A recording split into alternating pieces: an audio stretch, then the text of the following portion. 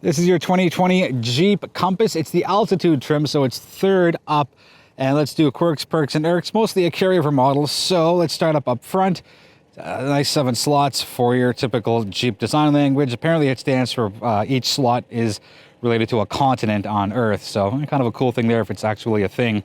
Halogen lights up front, halogen fog lights, and then your turret signals on the inside. Your regular lights and your high beams are up there. Nice clean look. I don't mind it at all. Very Jeep, much better than the previous generation Compass. So I like that they've done that. And it kind of looks like the Cherokee, and that looks like the Grand Cherokee. So it's a nice consistency as far as design goes. And I know they're different vehicles with some different designs, but as far as continuum goes, I think they're nicely stacked up. The Compass, Cherokee, and then the Grand Cherokee. Big perk for me are the rims. They're old school, they're 5-spoke, but there's a touch of modern design to them, so I really like that. You got your squared off arches, Compass badging right there. This is half an Irk and half a Quirk. There is no turn signal embedded or built into the side mirror like you see with a lot of other modern cars these days. Let's back up and give you a good side view. And there it is, again, carryover model. I like the design line, how it goes up, and you can see it really nicely with this color of blue. Got that small little window back there, and it just kind of arches up instead of going flat across. And I think that's a nice move for the Compass, just helping it stand out a little bit more. There's a rear quarter view. Black gloss roof. Hopefully my little arms are long enough. There you go. So this is not spec'd with a sunroof, or the panoramic sunroof for that matter, but it is available on higher trims. Spoiler right there. There's a bit of a quirk. No shark fin antenna. It's the old school stand-up antenna. And just going back to the spoiler, your auxiliary brake light is built into the top, and I think that's a good place to put it as opposed to the bottom. I'm not quite off-road, just a quick interruption here, but it's as much off-roading as you're going to get in the city of Mississauga. There's what the back looks like. Twin tailpipes centered, or not centered, on the right side, as opposed to being left and right. The need for symmetry wants me to have it on each side, but I will happily build a bridge and get over myself. Turret signal, red right there, and your brake lights, or your brake lights as well as reverse lights are all tucked in here as well. Let's open up the trunk. One touch button. I like that it's hidden. Sorry, it's a little dirty. It's been a bit of a weird week for weather. So there is the trunk, and I put one side of the seats down so you can take a look and see just how much space you have. I'll put cargo figures on the screen, and putting the camera flat down, you can see it doesn't quite go flat. A bit of an arch, but not too bad. Still fits lots of stuff in there. So you got a storage cubby there, and you got a storage cubby there. And interestingly, to close the trunk, your button's there, and I like that it's on the driver's side. You don't see anything here, but Jeep did put a little Jeep logo up there, and there's a manual handle if you want. So I'm just gonna push that and walk away, and it beeps a couple of times. I'm not sure if you can hear it through the microphone that I'm wearing. Let's take a look inside the 2020 Compass, starting with the rear seats. Put the little armrest down because that's where your cup holders are, and there's these nice little cushiony bits so you can get different sized drinks in there. And you got a couple of power sources down there. One is your USB, and the other one is your 115 volt. And you got your air vents. So let's close that up. Nice and easy to get the seats down. Just pull the little latch towards you. Down it goes, and they're pretty light. You can do it with one hand. Here's a big perk for me. The headrest goes forwards, backwards. I'm not sure if you can hear the clicking of it, but everyone's neck and head is different. So thank you, Jeep Compass, for getting that little feature included. That's what the front looks like. And speaking of that, let's go up and take a quick look. Show the side of the door first. Again, nice clean design, very Jeep. I really like the peculiar shape of the speaker cover. They could have gone just for like a rectangular, something symmetrical, but this is the one part that I like about things not being symmetrical. It's kind of artsy, so I like that. I like that there's a bottom to the handle, so you can make a little bit of storage use out of that. Got your light controls, and the same as usual, and push in for your fog lights and push out. Really nice as far as seat material goes and comfort goes. I really like it. Side bolster is pretty good. Thigh bolsters, good, not great, not awful. Just it's a pass. I'll give it that. So let's jump in and get rid of the volume because we don't want to get in trouble from the YouTube police. Understandably so. There's your dashboard, 7 inches for the digital aspect in the middle. Very nice. There's a nice outline of the globe, or the world, our world map in the middle. Again, typical Jeep design language as far as the nice big fonts for the numbers. No issues here on seeing where you're going.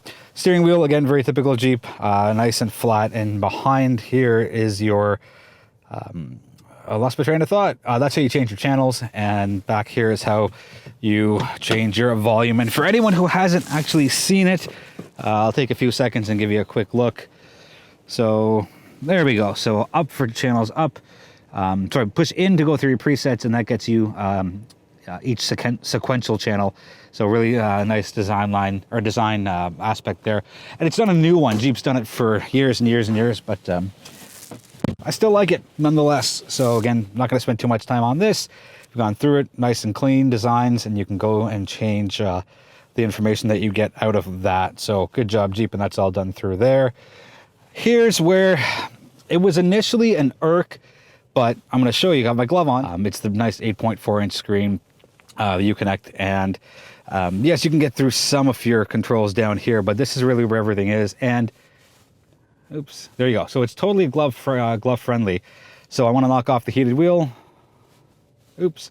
So my gloves aren't tight enough. And you want to change my heated seat, low, high, and off, and whatnot. So even though it's a touchscreen, it is glove friendly. So I really like that. Let's change the climate, for example. So let's put it up to 5. Oh, that is way too hot. Anyway, so you can do your sliders to get through there, changes on the go. Same thing down here, though. If you don't want to use a touchscreen for some of your HVAC stuff, it's all built in here. So basically your temperatures, where the air is going, and the intensity of the fan, as well as the ever important off button. But to get to your heated seats and heated steering wheel, you do have to go through this, and you go through your apps, and basically everything else is controlled all throughout the screen. From your phone, your navigation, again, the seat and steering wheel controls. You get a separate one for your climate on top of that as well. So even though a lot of stuff is built in here, it's still very usable. And that was my big worry, because I'm like, oh, touchscreens, yes, they're modern and innovative, but if you can't use them with your gloves on, they're kind of pointless. And there are some manufacturers that have made them incredibly hard to work with, but Jeep has made it very easy to work with. So well done, Jeep, on that side. Couple of controls there as far as parking sensors, mute, volume controls, and channel controls. A bit different Irk as we look a little further down. There's not much storage space, and I don't really know what you could pop in there. I'm going to put the car in drive just to make some space, and as you can see, safety first, not going anywhere. And there you go. Just a little bit of proof, not going anywhere, even though the car's in drive. So not really a lot of space there, and you got one USB and an auxiliary and a 12-volt tucked in there. There's your four-wheel drive lock, so you get auto, snow, sand, and mud for different drive modes. I don't know where they could have possibly put storage in. Maybe they could have made it a little flat and put something all the way across. But hey, you know, I'm not an automotive designer, but I think maybe the next generation they'll rejig it a little bit and give you a little bit more usable space. All right, car back in park. There's your auto start, stop, on, off button. I like that it's an actual physical button. It would have been easy to pop in here somewhere, but thank you, Jeep, for making that an actual physical touch button. There's your parking brake and your traction control on and off. Got a couple of cup holders. Big benefit here as far as a perk goes. No, it is not the window sticker, but the glove box actually holds a decent amount of stuff in here. So small as it may look, it is pretty deep. So well done there, Jeep. As well, the armrest slides, because just like the headrests and necks and heads, Jeep knows not everyone's made the same size and same shape. So thank you very much for doing that, Jeep. Adjustable seatbelt heights, so that's always a good thing for me. You got your lights there, basic stuff. And that's how you open your trunk from the inside. Usually it's buried somewhere down in this area, or even down there, but Jeep has put it, I'm trying to move the camera slowly to make you guys not dizzy. Or not make you dizzy, sorry, that's a better use of the English language. Anyway, so I'm not going to open it because it's going to be cold, because it's cold outside. But that is how you do it if you wanted to open it up from the inside. I shouldn't have stumbled on so many words. Let's do the drive. 2020 Jeep Compass. So you have one engine choice, and it is their 2.4-liter inline four, giving you 180 horsepower, 175 pound-feet of torque. And the way my vehicle is spec'd, it's the Altitude 4x4. it gets the 9-speed automatic transmission. But I believe on the base trim you can get a 6-speed manual, and a couple of other lower trims you can get a 6-speed automatic. So for the majority of Compasses you will see on the road, they're going to be with the 9-speed automatic transmission. As far as driving feel and dynamics go, pretty good. Corners well, handles well. Definitely will come in handy in winter months, having the 4x4 there. Plus your different drive modes, the auto, snow, sand, and mud. There's no sport button, which to me is good. I think they're just weird to have. I don't think anybody actually uses them. As far as comfort level goes, the seats are really, really good. They're really comfortable. They keep you in place. I love that the headrest is adjustable, and it sticks in place wherever you want it to be. Feel of the vehicle on the road, it's good. It's pretty responsive. Acceleration is fairly quick. The engine is going to run up a few hundred more RPMs as you get it into, foot down, hammer down, over whatever you want to call it. But I don't really see a need for anyone to go from a dead stop to a hard acceleration. Yes, it'll come in handy on the highway once you're in motion, foot down to either get out of a collision situation or pass a slower moving vehicle, whatever it is that you have to do. The infotainment system is great because you can use it with your gloves on.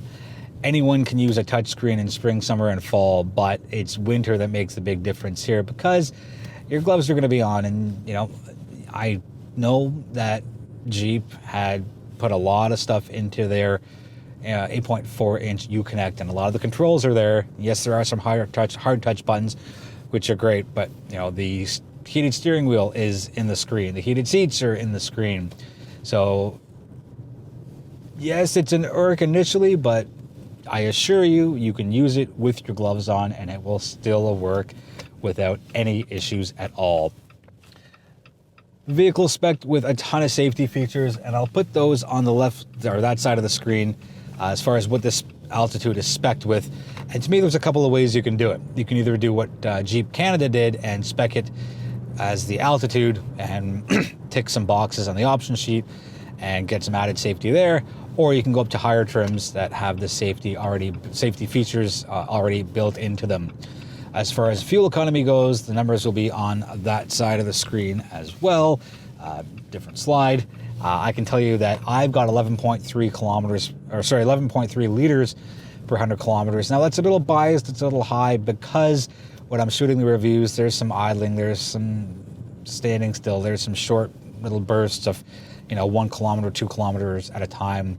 So I think a more accurate representation of my week of driving would be maybe 10.8, 10.9, maybe 11 on the high side. And that has been mostly city driving for me, so that kind of falls in line with what the Compass is rated at. Overall, I like the Compass. I don't have any issues with it. Really some personal irks, but that's just me. Everyone's going to want something different out of a vehicle. This is the most competitive class of vehicle out there. It's the compact crossovers. Everybody's got one. Not everybody has a sedan, but every manufacturer has a compact crossover, and Jeep's got a ton of competition, and I think they're well suited for it. 7 different trim models, maybe a couple more if you count 2x4 versus 4x4.